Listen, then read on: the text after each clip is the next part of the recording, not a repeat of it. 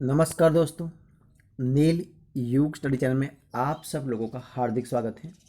आज हम इस वीडियो में देखने वाले हैं सीबीएसई क्लास 11 यानी कि 11 सब्जेक्ट है भूगोल, और जिसमें टैक्स का नाम है भौतिक भूगोल के मूल सिद्धांत। उसी टैक्स में जो हमारा आज का पाठ है वो पाठ नंबर 6 है, जिसका नाम है भू आकृतिक प्रक्रियाएं। और उसी पाठ के जो महत्वपूर्ण प्रश्नोत्तर हैं उस प्रश्नोत्तर की हम आज चर्चा करेंगे। और इसी वीडियो में हम अति लघु प्रश्न એટલે કે 1 अंक वाले जो प्रश्न हैं उन प्रश्नों की इसी वीडियो में चर्चा करने वाले हैं। तो देखिए हमारा वीडियो जरूर देखिए। शुरुआत करते हैं। प्रश्न नंबर 1, भू आकृतिक प्रक्रियाओं का अर्थ स्पष्ट करो। तो कौन सा है?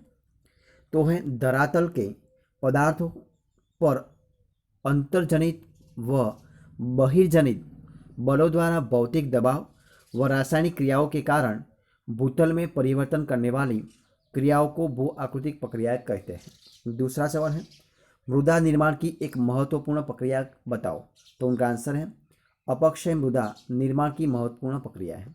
तीसरा है विभिन्न भू आकृतिक प्रक्रियाओं को नियंत्रित करने वाले दो प्रमुख कारक कौन से हैं? तो वो हैं तापमान व वर्षण ही भू आकृतिक प्रक्रियाओं को नियंत्रित करते हैं। तीसरा सवाल है बहुत संचलन के लिए कौन सी शक्ति सहायक होती है? तो वो होती है गुरुत्वाकर्षण शक्ति, बृहद संचलन में सहायक होती है।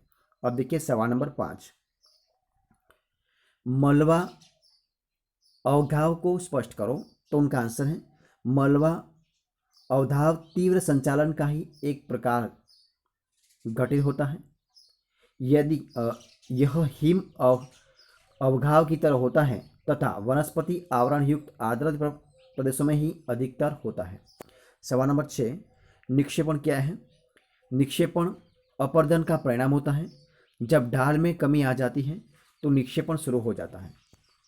सातवां, मृदा क्या है? मृदा धरातल पर प्राकृतिक तत्वों का समूह है जिसमें जीवित पदार्थ तथा पौधों को पोषित करने की क्षमता होती है। सवाल नंबर 8, भू आकृतिक कारक क्या है? तो प्रकृति के तत्व जो धरातल के पदार्थों का अधिग्रहण तथा परिवहन करने में सक्षम हैं, जैसे हिम, जल, वायु आदि, उन्हें भू आकृतिक कारक कहते हैं।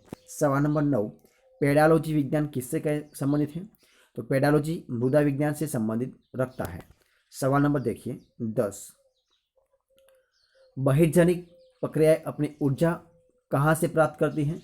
तो देखिए उसका आंसर है बहिर्जनिक प्रक्रियाएं अपनी ऊर्जा सूर्य द्वारा निर्धारित वायुमंडलीय ऊर्जा एवं धरातल की ढाल प्रवणता से प्राप्त करती हैं। सवाल नंबर 11, बहिर्जनिक प्रक्रियाएं पृथ्वी के भिन्न भिन्न क्षेत्र में भिन्न भिन्न तरीकों से कार्य करती हैं। इसका कारण क्या है?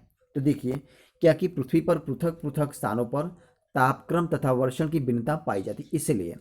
सवाल नंबर 12, आनाच्छादन क्या है?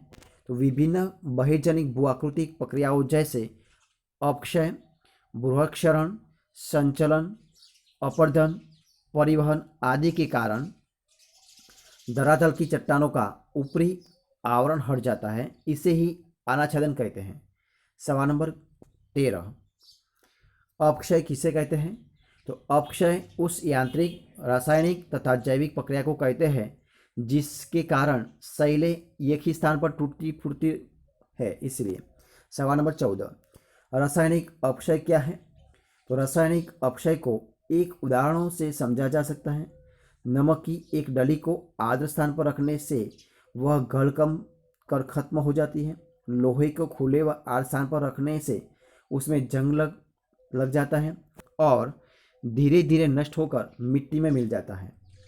नमक का गलना एवं लोहे में जंग लगना रासायनिक क्रिया है। यही प्रक्रिया चट्टानों के साथ होती है, तो इसे रासायनिक अपक्षय कहते हैं। अब देखिए सवाल नंबर 15, अपक्षय प्रक्रिया का महत्व क्या है? तो चट्टानें छोटे टुकड़ों में बंटकर मृदा निर्माण के सहायक होती है। अपक्षय चट्टानों में मूल्यवान खनिजों जैसे लोहा, मैग्नीज, तांबा आदि के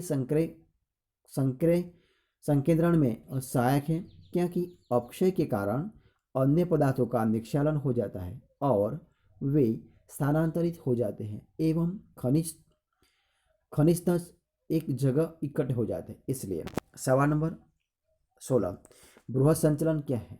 शैलों को मलबा छोटे या बड़े रूप में गुरुत्वाकर्षण बल के कारण डाल के सहारे मंद या तीव्र गति से स्थानांतरित होता है, तो इसे बृहद संचलन कहते हैं। सवाल नंबर 17, अपरदन की प्रक्रिया से क्या तात्पर्य है? तो प्रवाही जल, भौम जल, हिमानी, वायु, लहरों एवं धाराओं द्वारा शैलों को काटना, खुरचना एवं उससे प्राप्त मलबे या अवसाद को एक जगह से दूसरी जगह से ले जाना अपरदन कहलाता है। सवाल नंबर 18, तल संतुलन किसे कहते हैं? प्रकृति ने धरातल पर कहीं ऊंचे पहाड़ और कहीं गहरी घाटियां बनाई हैं। अपरदन के विभिन्न कारकों के माध्यम से उच्चावच के मध्य इस अंतर को कम करने को तल संतुलन कहते हैं। तो दोस्तों, ये थे हमारे आज के सारे सवाल। अगर आपको मेरा इस वीडियो अच्छा लगा हो तो उसे लाइक कीजिए, कमेंट कीजिए, आपके दोस्तों में बांट दीजिए, यानी कि शेयर कर दीजिए। और लास्ट में, अब तक आपने हमारे इसी चैनल को सब्सक्राइब नहीं किया है तो उनको सब्सक्राइब करना मत भूलें। हमारे इस वीडियो को फर्स्ट से अंत तक देखने के लिए आप सब लोगों का बहुत बहुत धन्यवाद।